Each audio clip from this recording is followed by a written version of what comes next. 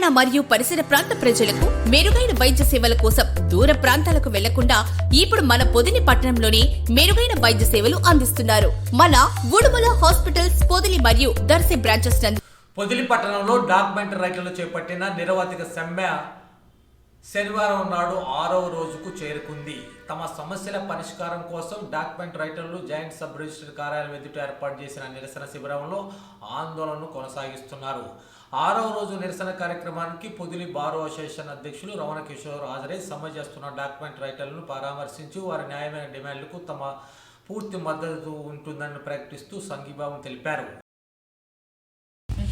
గత 20వ తారీఖు నుంచి రాష్ట్ర వ్యాప్తంగా దస్తావేజు రైటర్లు మరియు దస్తావేజు లేఖర్లు కొనసాగిస్తున్న ఆందోళనకు పూర్తి మద్దతుగా పొదిలి బార్ అసోసియేషన్ సంఘీభావం తెలుపుతూ ఈ కార్యక్రమంలో పాల్గొనడం జరిగింది.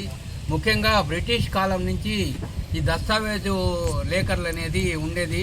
సబ్ రిజిస్ట్రార్ ఆఫీసులకు వాళ్ళు ప్రజలకు సంబంధించిన దస్తావేజులు రాయటము, ఏ విధంగా రాయాలి, న్యాయపరంగా ఏ విధంగా వాళ్లకు ఎటువంటి లొసుగు లేకుండా రాయాలనే ఉద్దేశంతో దస్తావేజ్ లేఖర్ల వ్యవస్థ ఏర్పాటు చేయడం జరిగింది.